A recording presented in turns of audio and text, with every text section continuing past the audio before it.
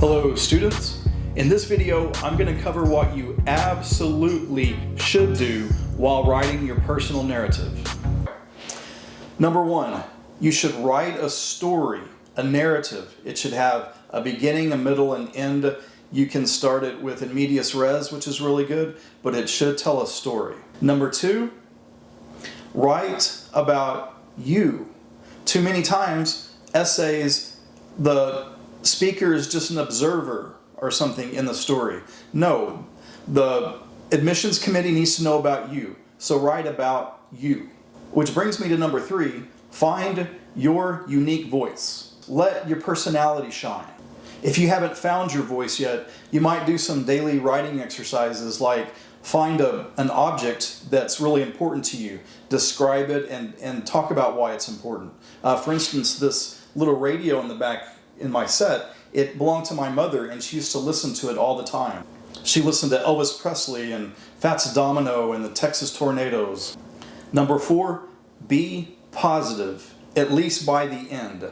Even if you're writing about overcoming an obstacle, by the end it should be a positive story. Use words that connote positivity. And I'll go over more things like that in other videos and in my class. Number five, and this is very important, although it's very hard to do without being trite. You have to grab the reader's attention from the very beginning. Just like in a short story, a poem, a novel, you have to pull the reader in with that first line. Number six, write in concrete details. Don't use trite, over-the-top, fluffy, annoying adjectives. Often this will come in the editing process. You'll go through and mark adjectives and see if you can write something more concretely. Number seven, you've probably heard this one before. Show, don't tell. Don't say Javier was sad. Say Javier's shoulders slumped forward and a tear rolled down his face. Number eight, in the last few lines, try to tie back to what you started with in the first paragraph, especially if you went in medias res. If you begin, for example, and this is a little bit trite, so don't use this, but if you begin by saying, and I walked onto the stage with many faces staring at me, end it somehow like, and curtains fell as the crowd jumped to their feet and cheered uproariously.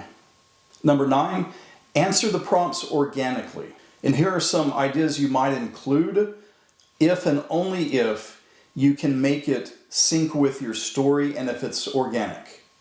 A, that you're a good leader. Don't state that you're a good leader. Show in your story that you're a good leader. B, you're cool with diversity. Don't say you're cool with diversity. Include it in your story. As it's stated in the prompts, you can overcome some kind of obstacle. Don't state that you can, show it. Show that you like new things, new adventures. Also that you care about the welfare of others. Also, don't necessarily try to include every one of them. Don't overstuff your essay and don't be obvious. Number 10, edit. I'm going to be passionate about this one. Go over it a few times before you let others see it. Then go over it a few more times. Go over it again. Many of us, we feel like we're not good writers, but we can be very good rewriters. You have to do this. It's just part of the process. Clean up spelling, grammar, even spacing, punctuation. Please clean those up. The admissions committee, they're going to look at those small things. What if 100 applicants have the same numbers as you do? You look the same on paper. Maybe both of your narratives are about the same, but you have errors everywhere. You've just given a reason for the acceptance committee to not accept you. Number 11, start early. Don't leave it to the last minute. You need to leave yourself enough time in case your plans change, and they could. I've had students whose plans change 3 times and then change again a couple of weeks before all the submissions are due.